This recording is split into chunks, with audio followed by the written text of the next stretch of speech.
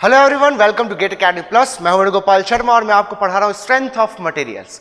Strength of material के last video में हम लोगों ने जो स्ट्रेन के प्रॉब्लम्स होते हैं, प्लेन स्ट्रेन क्या होता है, प्लेन स्ट्रेस कंडीशंस क्या होती है, वो सब देखा था। हमने देखा था कि किस तरह से हम लोग किसी ऑब्लिक प्लेन में ट्रांसफॉर्मेशन इक्वेशन का इस्तेमाल करते हुए स्ट्रेन की वैल्यूज को, यानी कि नॉर्मल स्ट्रेन की वैल्यू को और शियर स्ट्रेन की वैल्यू को फाइंड आउट कर सकते हैं। आई होप आपने वो वीडियो देखा होगा। इनकेस अगर आपने वो वीडियो नहीं देखा है तो मेरी रिक्वेस्ट है आप सभी से कि आप वो वीडियो जाकर के देख लीजिए। कारण ये है कि इस वीडियो में हम लोग डिस्कस करने वाले हैं मोहर सर्कल, यानी कि principal stresses, strain, normal stress, normal strain के जो न्यूमेरिकल्स होते हैं उसको किस तरह से हम लोग ग्राफिकली प्लॉट करते हैं प्लेन पेपर पे, वो हम लोग देखने वाले हैं। हम लोग जो स्ट्रेन रॉसेट पढ़े थे लास्ट वीडियो में, उसके भी कुछ मैं न्यूमेरिकल आपसे यहाँ पर डिस्कस करूंगा और कोशिश करूंगा कि आप लोगों को जो चीजें हैं वो बहुत सिंपल मैनर में समझ आए। ठीक है, सेमेस्टर के एग्जाम्स में ये जो प्रोसीजर होता है मोहर सर्कल का, ये बहुत आपको हेल्प करता है। ठीक है, यहां पर मैं आपको ड्राइंग शीट में बताऊंगा, बट एग्जाम में आप लोगों को जो आंसर शीट मिलता है उसमें कैसे आपको अपना सॉल्यूशन मैनेज करना है, कैसे आप एक्यूरेटली सॉल्व कर सकोगे, ये भी मैं आपको इस वीडियो में बताऊंगा। तो आपको क्या करना है, आपको एंड तक के वीडियो को देखना है और जो जो मैं आपको छोटी छोटी चीजें बताते जा रहा हूं सब्जेक्ट के रिगार्डिंग, न्यूमेरिकल्स के रिगार्डिंग, उसको आपको ध्यान से सुनना है और उसको प्रैक्टिस में लाना है। ठीक है, ये जो यूनिट होता है, जिस भी यूनिवर्सिटी में आप लोग हो, किसी भी स्टेट की यूनिवर्सिटी क्यों ना हो, ये जो टॉपिक है मोहर सर्कल वाला, जिसको आप लोग प्रिंसिपल स्ट्रेस या कॉम्प्लेक्स स्ट्रेसेस के यूनिट के नाम से जानते हो, ये बहुत स्कोरिंग होता है। ठीक है, जिन स्टूडेंट लोगों को डर रहता है कि मैं स्ट्रेंथ ऑफ मटेरियल में पास हो पाऊंगा या नहीं, या मैकेनिक्स ऑफ सॉलिड्स में पास हो पाऊंगा या नहीं, ये उनके लिए बहुत ही अच्छा एक अपॉर्चुनिटी होती है जहां से वो अपने जो मार्क्स है वो बढ़ा सकते हैं। और अगर उन लोगों को कोई दिक्कतें आ रही हैं, ठीक है, तो एटलीस्ट वो इस सब्जेक्ट में कुछ अच्छा स्कोर करके इस सब्जेक्ट को क्लियर कर सकते हैं। ओके, तो चलिए स्टार्ट करते हैं आज का वीडियो, जिसमें हम देखेंगे numerical topics based on complex stresses. तो चलिए देखते हैं सबसे पहला क्वेश्चन है हमारे पास। A machine component is subjected to the stresses as shown in figure. Find the normal stress and shear stress on plane A B inclined at an angle of 60 degree with X axis. Also find resultant stress on section by Mohr circle. तो यहाँ पर आपको एक element दिया हुआ है जिसमें कि यहाँ पर stresses, normal stresses and shear stresses act कर रहे हैं। जो नॉर्मल स्ट्रेस है यहाँ पर, ठीक है, सबसे हाईएस्ट मैग्नीट्यूड का वो है आपके पास 100 मेगापास्कल। ठीक है, और जो यहाँ पर सबसे कम वाला दिख रहा है क्वेश्चन में, दैट इज 50 मेगापास्कल।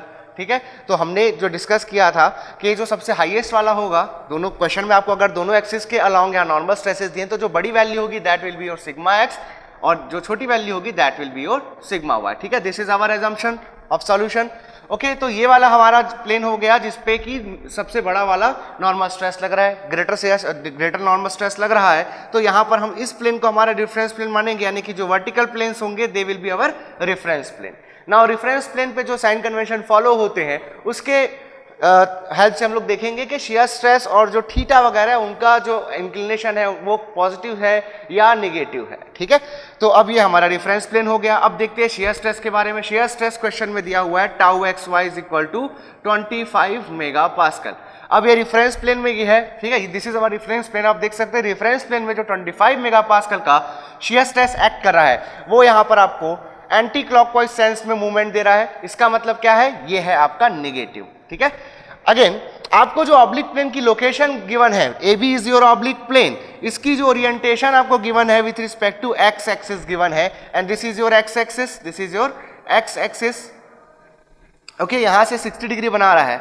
अब हम लोग जो थीटा लेते हैं, है ना, वो लेते हैं हम लोग रेफरेंस प्लेन के रिस्पेक्ट में। तो रेफरेंस प्लेन के रिस्पेक्ट में आप देखेंगे इसका जो एंगल है this is in anti clockwise direction. Theta जो है that this is in anti clockwise direction. Vertical plane से थीटा डिग्री बना रहा है और ये एंटी क्लॉकवाइज डायरेक्शन में है।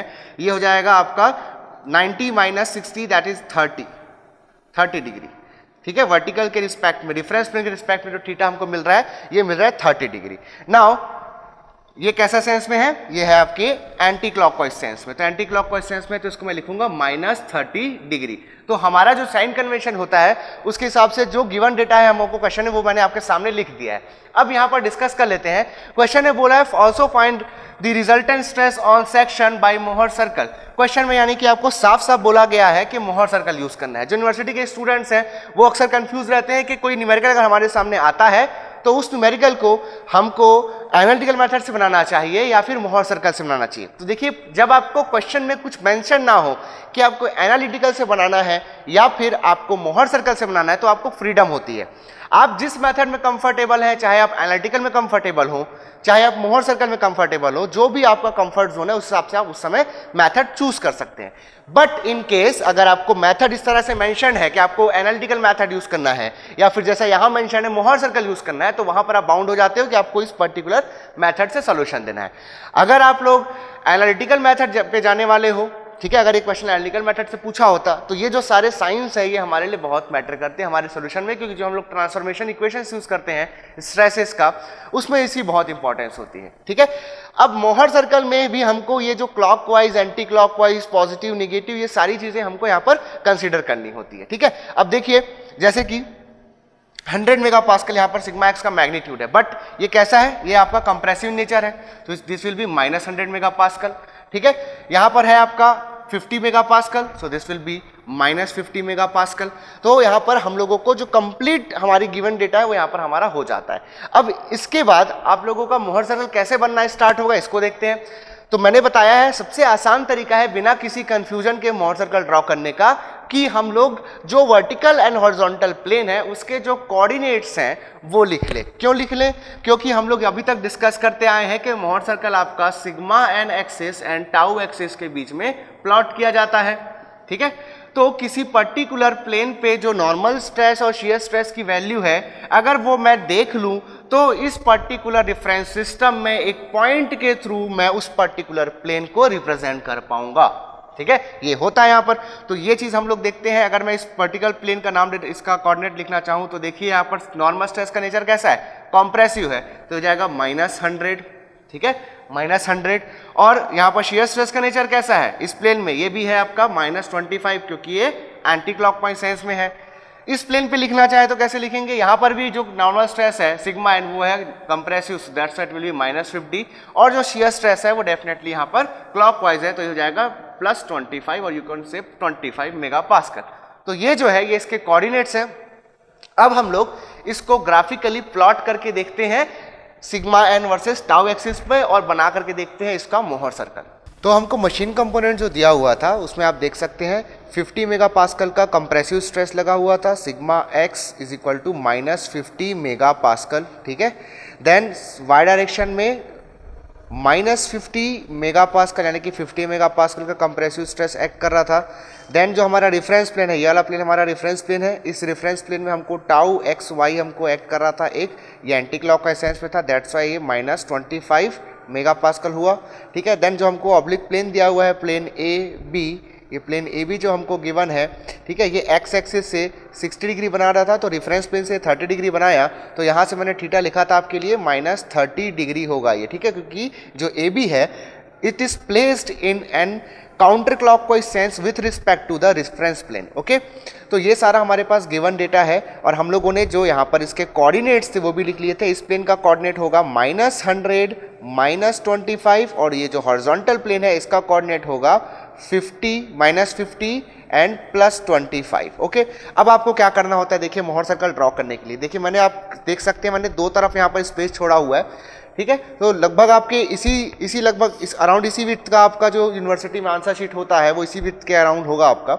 अब देखिए क्वेश्चन में आप लोगों को कैसे स्टार्ट करना है, सबसे पहले किस ये बेसिक चीज़ों का आपको कंसिडरेशन करना है, ये आपको देखना है। आपका क्वेश्चन में आप देख सकते हैं इस पर्टिकुलर क्वेश्चन में जो दोनों स्ट्रेसेस हैं, normal stresses sigma x sigma y, दोनों कंप्रेसिव इन नेचर है। ठीक है, अब अगर आप लोग अपने जो आपके प्लेन्स है इसको देखेंगे, ठीक है, तो यहाँ पर इस तरफ होता है प्लस सिग्मा, इधर होता है माइनस सिग्मा, यानी कि जो कंप्रेसिव नॉर्मल स्ट्रेसेस होते हैं प्रॉब्लम में वो इस तरफ आते हैं, जो टेंसाइल नॉर्मल स्ट्रेसेस होते हैं प्रॉब्लम में वो इस तरफ आते हैं। और आप देख सकते हैं कि दोनों जो नॉर्मल स्ट्रेसेस है sigma x as well as sigma y, दोनों कंप्रेसिव नेचर है, यानी कि दोनों इस तरफ आएंगे। तो मोहर सर्कल का मेजर पोर्शन जो है वो इस तरफ बनेगा। इन सम केस हो सकता है कि कुछ हिस्सा आपका उस तरफ पॉजिटिव साइड में भी लाई करे, वो डिपेंड करेगा मोहर सर्कल प्लॉट करने पर, देखेंगे हम लोग कि किस तरीके का सोल्यूशन आने वाला है। तो जब आपको दोनों जो नॉर्मल स्ट्रेसेस हैं अगर वो आपके कंप्रेसिव हैं तो आपको इस तरह से बनाना है, अपना जो एक्सिस है यानी कि टाउ एक्सिस और सिग्मा एन एक्सिस आपको इस तरह से प्लॉट करना है। और अगर मान लो दोनों टेंसाइल है तो टाउ एक्सिस को आपको इस तरफ प्लॉट करना है और इस तरफ स्पेस छोड़ना है, ठीक है। यानी कि अगर कंप्रेसिव नॉर्मल स्ट्रेसेस होंगे तो टाउ एक्सिस के लेफ्ट साइड आप कह पाएंगे ज़्यादा स्पेस होना चाहिए आपके पास। अगर दोनों टेंसाइल है तो टाउ एक्सिस अगर इस तरफ है तो उसके राइट साइड में ज़्यादा स्पेस होना चाहिए आपके पास, ठीक है। और अगर एक टेंसाइल एक कंप्रेसिव है तो आपको around mid of the sigma an axis कहीं आपको ये टाउ एक्सिस ड्रॉ करना होगा ताकि आपके पास सफिशिएंट स्पेस रहे मोहर सर्कल ड्रॉ करने का। तो ये तो रही स्पेस की बात। अब सबसे पहले क्या करना है, सबसे पहले हम लोगों को क्या करना होगा, ये जो 2 पॉइंट्स है हमको इसको लोकेट करना है।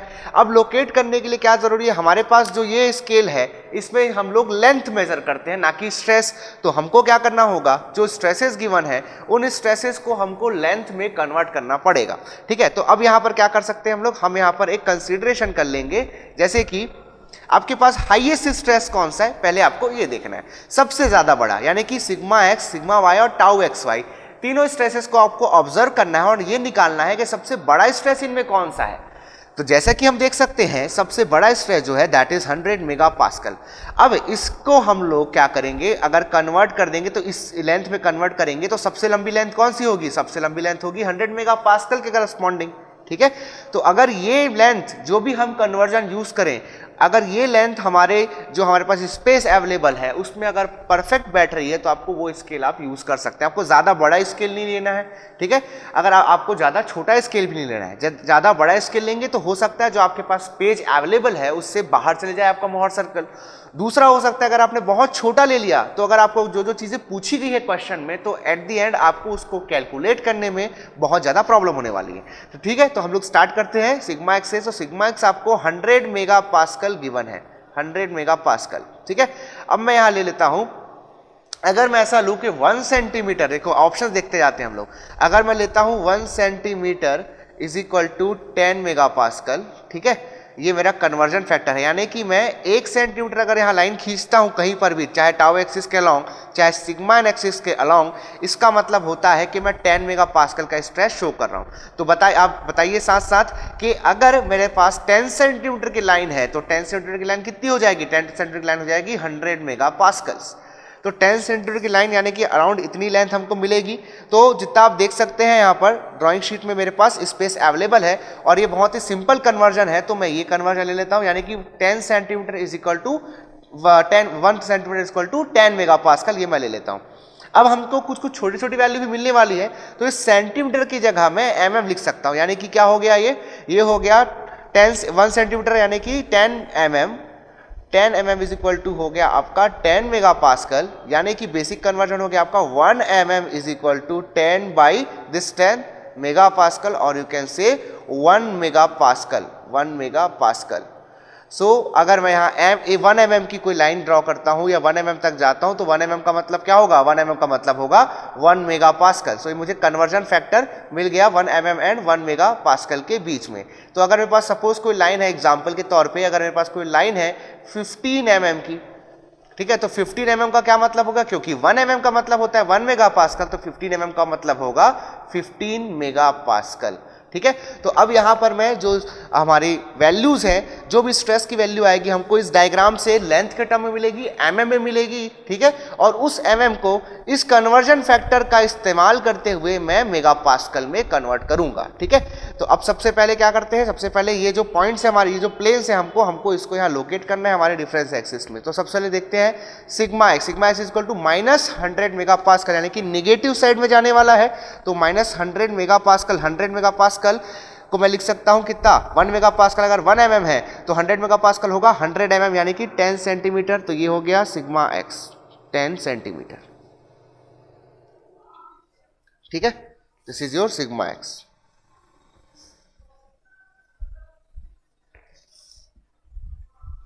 मैं यहाँ पर जो रिप्रेजेंटेशन कुछ एक्स्ट्रा कर रहा हूँ, जैसे कि अभी मैं आप देख रहे हैं जो मैं कर रहा हूँ यहाँ पर, ये आप लोगों के अंडरस्टैंडिंग के लिए यहाँ पर मैं रिप्रेजेंटेशन कर रहा हूँ। This is your sigma x, ठीक है, this is your sigma x. But ऐसा नेसेसरी नहीं है कि आप अपने एग्जाम में ये सारे जो नोटेशंस है, जो जिस तरह से मैं लिख रहा हूँ वैसा लिखें। मैं आपको बताऊंगा कि क्या क्या करना ज़्यादा ज़रूरी है as compare to these things. Okay, तो सिग्मा एक्स हो गया। नाउ माइनस सिग्मा एक्स हो गया आपका 100 मेगा पास्कल। नाउ हमको क्या करना है, टाउ एक्स वाई लिखना है। इसका जो कोऑर्डिनेट है दैट इज -25। तो -25 किसकी वैल्यू है, टाउ की वैल्यू है। तो माइनस टाउ वाले डायरेक्शन में हम जाएंगे 25 mm। ठीक है, 25 मेगा पास्कल यानी कि 25 mm निगेटिव डायरेक्शन में हम जाएंगे। तो ये हो जाएगा -25। ओके, तो ये आपका एक प्लेन कंप्लीट हो गया ये वाला।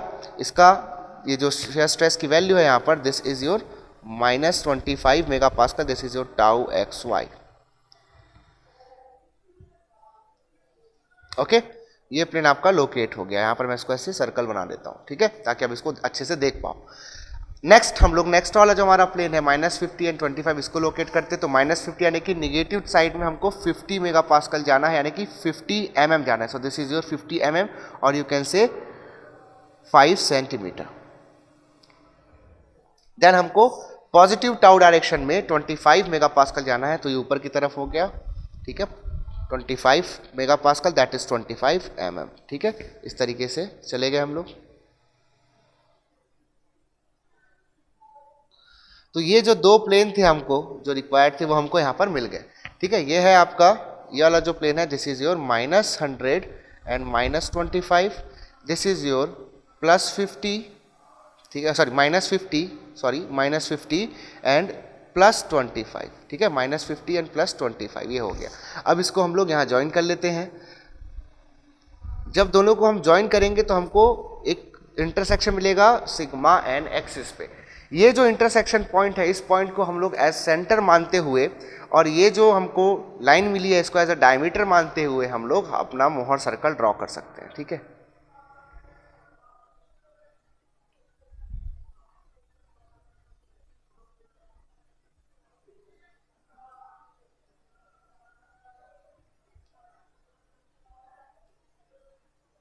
तो यहाँ पर आपका जो मोहर सर्कल है वो ड्रॉ हो गया है। ठीक है, ए भी पहले भी यूज हो चुका है यहाँ पर क्वेश्चन में, तो मैं इसका नाम दे देता हूँ C. This plane is C, ये वाला जो प्लेन है this is plane C, and ये वाला जो प्लेन है -50 and 25 this is your plane D.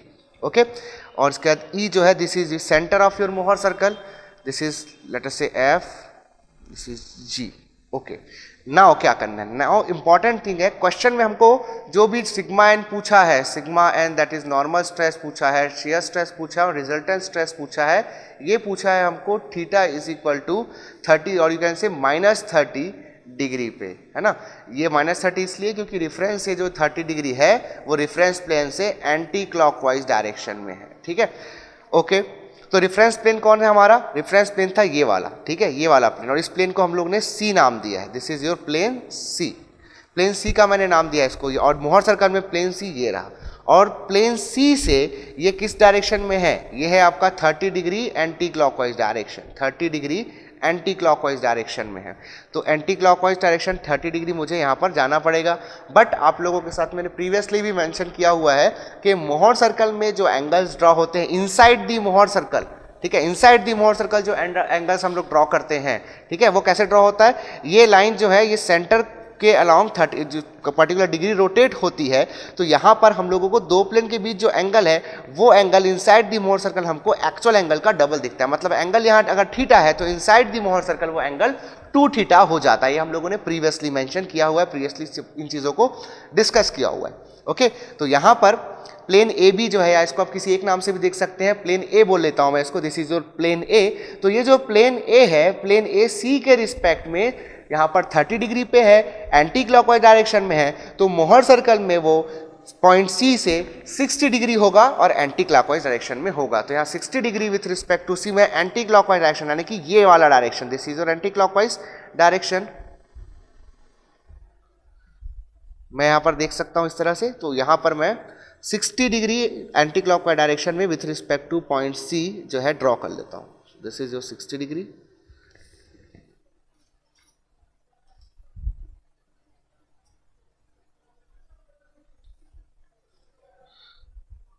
So this point H, ये जो पॉइंट H है, ठीक है, ये किसको शो कर रहा है, जो आपका प्लेन AB है, प्लेन AB उसको ये पॉइंट एच यहाँ पर शो कर रहा है। अब मैं इस पॉइंट एच का जो कोऑर्डिनेट है यानी कि कौन सा सिग्मा एन और टाउ, अगर मैं इसे निकाल लेता हूँ तो मुझे जो नॉर्मल स्ट्रेस की वैल्यू है और जो शियर स्ट्रेस की वैल्यू है on this particular oblique plane वो पता चल जाएगी। ठीक है, तो यहाँ से मैं जो शियर स्ट्रेस है उसको निकालने के लिए क्या करूँगा, जो ये पॉइंट एच है उस पॉइंट एच से एक perpendicular line normal stress axis के ऊपर ड्रॉ करूँगा। ठीक है, तो एक परपेंडिकुलर लाइन मैं यहाँ ड्रॉ कर लेता हूँ लाइक दिस।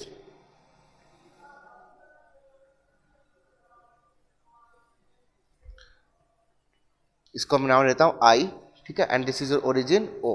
ठीक है, तो आपको जो एच है पॉइंट उसके कोऑर्डिनेट मिल जाएंगे। जो ओ आई है ओ टू आई, ठीक है, this will represent the normal stress and then I to H this will represent the shear stress on oblique plane. Length इसकी मेजर करते हैं। ओ आई क्या आ रहा है देखते हैं।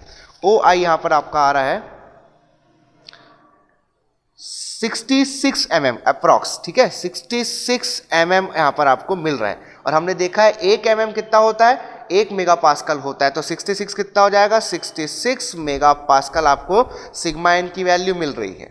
देन हम लोग आई एच मेजर कर लेते हैं। आई एच मैंने मेजर किया है यहाँ पर, तो आपको दिख रहा है 34 mm अप्रॉक्स वैल्यू मैं यहाँ पर देख पा रहा हूँ। ठीक है, सो दिस इज 34 mm। तो 34 mm 1 mm यानी कि 1 मेगा पास्कल लगाएं तो 34 यानी कि हो जाएगा 34 mega pascal. So this is the value of normal stresses and shear stresses. तो आपको normal stress and shear stress on oblique plane यहां पर मिल गया। So this is your answer. Now हमको क्या निकालना है, अब लास्ट हमको निकालना है sigma R, that is resultant stress. Resultant stress निकालने का तरीका बहुत ही आसान है। हमको क्या करना है, जो ओरिजिन है यहाँ पर ओरिजिन ओ दैट इज 0 0, यहां से हमको इस प्लेन को, जिस प्लेन को हम लोग ऑब्लिक प्लेन बोल रहे हैं हमारा इन मोहर सर्कल, इस ऑब्लिक प्लेन को यानी कि एच को मैं ओ से एक लाइन के थ्रू ज्वाइन कर दूंगा। ठीक है, तो इस लाइन की जो लेंथ है यानी कि ओ एच जो है वो हमको मिल रही है अप्रॉक्स 74 mm के अप्रॉक्स हमको मिल रही है। ठीक है, सो ओ एच जो हमको मिल रहा है O H that is our resultant stress. तो इसके लिए हमको जो लेंथ मिल रही है सिग्मा आर के लिए that is 74 mm। 74 mm approx यहाँ पर 74 mm मैं देख पा रहा हूँ। So this is 1 mm equal to हुआ 1 मेगा पास्कल। सो 74 mm हो जाएगा 74 मेगा पास्कल। ठीक है, so this is our required answer. तो आई होप जो आपको मैथडोलॉजी है हमारे मोहर सर्कल के लिए वो आपको क्लियर हुई होगी। ठीक है, तो ये हमारा जो मोहर सर्कल है फाइनली वो हमको मिल जाता है। अब इसमें आउट ऑफ द क्वेश्चन में जितनी चीज़ें पूछी है वो तो हमने यहाँ डिस्कस कर लिया। अब यहाँ पर कुछ और इंपॉर्टेंट चीज़ें हम लोग डिस्कस कर लेते हैं। ठीक है, अब जैसे कि इस क्वेश्चन में क्या क्या नहीं पूछा था, क्वेश्चन में नहीं पूछा था आपको प्रिंसिपल प्लेन का लोकेशन थीटा पी नहीं पूछा था। ठीक है, ये हमारे क्वेश्चन में नहीं था। हमको plane of maximum shear stress यानी कि टाउ भी क्वेश्चन में नहीं पूछा था। ठीक है, हमको जो major principal stress and minor principal stress sigma 1 sigma 2 नहीं पूछा था। हमको मैक्सिमम शियर स्ट्रेस ये भी यहाँ क्वेश्चन में नहीं पूछा था। हमको ऑब्लिक्विटी बीटा ये भी क्वेश्चन में नहीं पूछा था। बट हम लोग कोशिश करेंगे कि इस पर्टिकुलर क्वेश्चन में हम इन वैल्यूज को निकाल पाए। तो कैसे निकालना होगा देखिए, अगर आप इस एक्सिस को देखते हैं that is your normal stress axis, तो आप देखेंगे इस पर्टिकुलर प्लेन में जितने भी पॉइंट्स होते हैं वो सभी पॉइंट्स क्या होते हैं, उनके कोऑर्डिनेट्स क्या होते हैं, that is sigma n comma 0। ठीक है, इस तरफ के लिए माइनस सिग्मा एन कॉमा 0 लिख पाऊंगा और वहां मैं लिखूंगा तो हो जाएगा प्लस सिग्मा एन कॉमा 0। ये उसके कोऑर्डिनेट होते हैं। यानी कि अगर कोई पॉइंट इस एक्सिस पे लाई करता है तो वहां पर शियर स्ट्रेस की वैल्यू उस पॉइंट के लिए, उस प्लेन के लिए 0 होती है, क्योंकि मोहर सर्कल में जो भी पॉइंट होता है वो एक प्लेन को रिप्रेजेंट करता है। और हमने देखा है कि Mohr circle sigma an axis को जिन पॉइंट्स पे कट करता है वो पॉइंट क्या रिप्रेजेंट करते हैं, प्रिंसिपल प्लेन पे लगने वाले स्ट्रेसेस को शो करते हैं। ठीक है, क्योंकि मैंने बताया कि ये वाला पॉइंट जो है आपका और ये वाला पॉइंट जो कि मोहर सर्कल को कट कर, आप देख सकते हैं इनके कोऑर्डिनेट क्या होंगे, sigma n minus sigma n and 0 होंगे। जिस प्लेन पर शियर स्ट्रेस जीरो होता है, ये जो जीरो है this is for shear stress, तो जिस प्लेन पे शियर स्ट्रेस जीरो होता है उस प्लेन को प्रिंसिपल प्लेन बोलते हैं। और प्रिंसिपल प्लेन पे जो नॉर्मल स्ट्रेस की वैल्यू मिलती है सिग्मा एन, उसी को हम लोग प्रिंसिपल स्ट्रेसेस बोलते हैं। तो मोहर सर्कल जहां पर आपके सिग्मा एन एक्सिस को काटता है तो उन पॉइंट्स के करस्पॉन्डिंग हमको सिग्मा एन की वैल्यू मिलती है, and that values are the values of principal stresses. ठीक है, नाउ इस पॉइंट पे आपको कट कर रहा है मोहर सर्कल और इस पॉइंट पे यहाँ कट कर रहा है, तो इसको मैं जे एंड के यहाँ पर नाम दे देता हूँ। ठीक है, तो जे पर आपको मिलेगा हाईएस्ट नॉर्मल स्ट्रेस, आप देख सकते हैं ओरिजिन के रिस्पेक्ट पे यहाँ पर नॉर्मल स्ट्रेस हाईएस्ट है और ये वाला नॉर्मल स्ट्रेस यहाँ पर लोएस्ट है। तो this is your major principal stress and this is your minor principal stress. ठीक है, so this is the value of sigma 1 and this is the value of sigma 2। तो इस तरह से मैंने क्या निकाल लिया, जो मेरे मेजर प्रिंसिपल स्ट्रेस है और माइनर प्रिंसिपल स्ट्रेस है उसकी वैल्यू निकाल दी। अगर मुझे sigma 1 and sigma 2 exactly find out करना है तो क्या करना होगा, जिस पॉइंट पे इंटरसेक्शन हुआ है उस पॉइंट का यहाँ पर मुझे लेंथ मेजर करना होगा with respect to origin. Length मुझे अप्रॉक्सीमेटली यहाँ पर मिल रही है 11 सेंटीमीटर, दैट इज 110 mm, तो ये जाएगा 110 मेगा पास्कल। ये अप्रॉक्सीमेट वैल्यू है, आप ड्रॉ करेंगे तो थोड़ा बहुत आपको कुछ और, अगर आप बहुत ज़्यादा केयर करते हैं और एक्यूरेसी के साथ बनाते हैं तो कुछ आपको फर्क मिल सकता है आंसर में। ठीक है, देन सिग्मा 2 के लिए क्या नापना पड़ेगा मुझे, ये सिग्मा 1 के लिए मैंने किया O2J का मेजरमेंट, इसके लिए मुझे करना है O2K मुझे मेजर करना है, तो ये मुझे मिल रहा है around 4 centimetre, that is 40 mm यानी कि 40 मेगा पास्कल। ये मेरा आंसर आ रहा है सिग्मा 1 सिग्मा 2 का। नाउ ये आपका रेफरेंस प्लेन है आपका सी। ठीक है, अभी हमारा प्रिंसिपल स्ट्रेस वाला पार्ट खत्म हो गया। अब आते हैं हम लोग लोकेशन ऑफ प्रिंसिपल प्लेन पे। तो ये प्लेन सी जो है this is not our principal plane, ये है हमारे पास हमारा रेफरेंस प्लेन। अब प्रिंसिपल प्लेन कौन है हमारे पास, दो प्लेन है। ये जो प्लेन जे है, जिस पे प्लेन जे पे नॉर्मल शियर स्ट्रेस कितना है, 0 है। यहाँ पर टाउ कितना है, 0 है। प्लेन के पे शियर स्ट्रेस कितना है, 0 है। ठीक है, तो ये जो जे और के है ये दोनों जो प्लेन है they are the principal plane. तो हमको अगर लोकेशन नापनी है निकालनी है प्रिंसिपल प्लेन की, तो हम लोग विथ रिस्पेक्ट टू सी मैं जे और के का अगर ओरिएंटेशन यानी कि एंगल फाइंड आउट कर लूँ तो मुझे थीटा की वैल्यू यहाँ पर मिल जाएगी। ठीक है, तो ये एंगल हो जाएगा आपका 2θp1। कारण क्या, सी के रिस्पेक्ट में जे का जो एंगल है वो होगा आपका लोकेशन ऑफ प्रिंसिपल प्लेन, क्योंकि जे एक प्रिंसिपल प्लेन है और सी आपका रेफरेंस पॉइंट है। बट मैंने आपको बताया कि किन्हीं दो पॉइंट के बीच का एंगल, ये दो पॉइंट जो है जितना एंगल ड्रॉ करते हैं सेंटर पे इन सेंटर ऑफ मोहर सर्कल, वो जो एंगल होता है वो इन दोनों के बीच के एक्चुअल एंगल का दोगुना होता है। दैट्स वाई सी और जे के बीच का एंगल अगर θp1 है तो मोहर सर्कल में होगा वो 2θp1। देन सी एंड के के बीच का एंगल होगा, दिस इज योर प्लेन के। ठीक है, दिस इज प्लेन के। तो प्लेन के को मैंने सेंटर से अगर ज्वाइन किया ई के लाइन से, तो ये लाइन ई के एंड लाइन ई सी के बीच का जो एंगल है this will be your 2θp2। Okay, इसको मेजर कर लेंगे तो हमको इजीली हमारा जो आंसर है वो मिल जाएगा।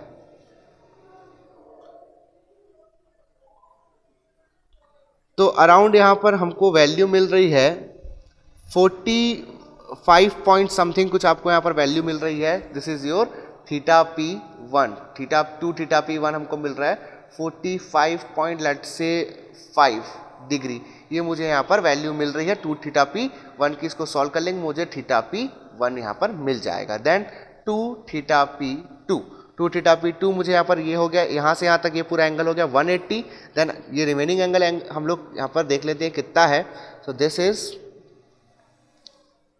45.5 अगेन, तो ये जाएगा 180 प्लस 45.5 डिग्री हो जाएगा 125.5 डिग्री। This is 2θp2। यहाँ पर मुझे प्रिंसिपल प्लेन की लोकेशंस मिल गई। इसको सॉल्व कर लीजिए, आपको 2θp2 भी मिल जाएगा। देन फाई क्या है, phi is the plane of maximum shear stress.